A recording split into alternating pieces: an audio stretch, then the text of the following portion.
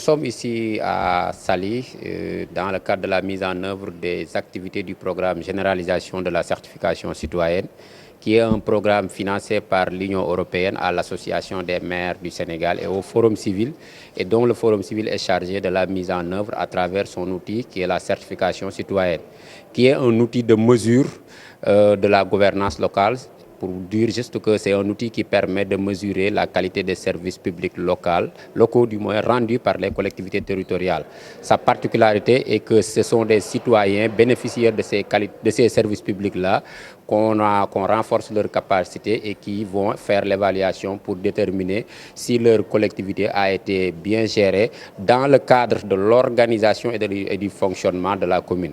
Pour préciser juste que c'est un outil qui ne gère pas ou bien qui n'évalue pas la gestion financière de la collectivité, mais plutôt comment la collectivité est organisée, comment la collectivité fonctionne pour pouvoir donner un service public local de qualité aux citoyens. Voilà, aujourd'hui nous sommes dans le cadre toujours de la mise en œuvre des activités pour faire un atelier de renforcement de capacité sur deux thèmes que nous jugeons également importants, à savoir la gestion de projet et la maîtrise d'ouvrage. Pourquoi ces deux thèmes? Avec les travaux qu'on a fait précédemment avec les collectivités territoriales partenaires, nous nous sommes rendus compte que ces deux problématiques qu'on a rencontrées dans les collectivités. Quel est le soubassement de ces problématiques-là? D'abord, les communes n'ont pas assez de ressources pour pouvoir financer les investissements qui les attendent au niveau de leur périmètre communal.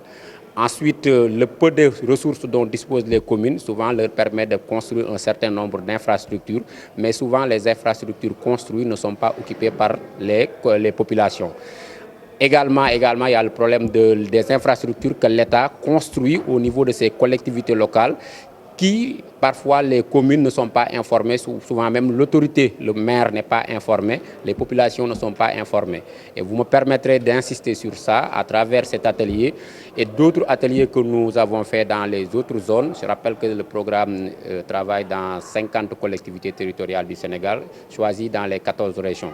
Alors, l'État a des programmes, notamment le programme PACASEN. Ensuite, il y a le programme également, le budget consolidé d'investissement, le BCI. Par rapport à ces deux aspects, souvent c'est des marchés qu'on passe. Mais pour réaliser des infrastructures, des équipements au niveau des collectivités territoriales. Mais ces marchés-là sont passés au niveau de l'État central. Les bénéficiaires de ces services, que sont les collectivités territoriales, n'ont pas associé à la passation de ces marchés-là. Il se réveille un jour, on voit des entreprises en train de construire des infrastructures au niveau de ces collectivités. Bonjour les problèmes, parce que si l'entreprise est défaillante ou bien l'infrastructure ou l'équipement n'a pas été bien réalisé, les populations bénéficiaires de ces infrastructures-là sont les administrés des maires. La première autorité à être interpellée, c'est le maire. Alors qu'au début, il n'a pas été associé dans tout ce qui est passation de marché. Il ne connaît même pas l'entreprise. Et ce qui est pire, c'est que quand il vient poser la question à l'entreprise pour savoir ce qu'elle fait là, ou bien avoir les documents concernant cette infrastructure ou cet équipement-là, en général, les entreprises le reboursent pour leur dire que vous n'êtes pas notre interlocuteur, effectivement, parce qu'ils ont passé un marché avec avec l'État du Sénégal, c'est-à-dire au niveau central.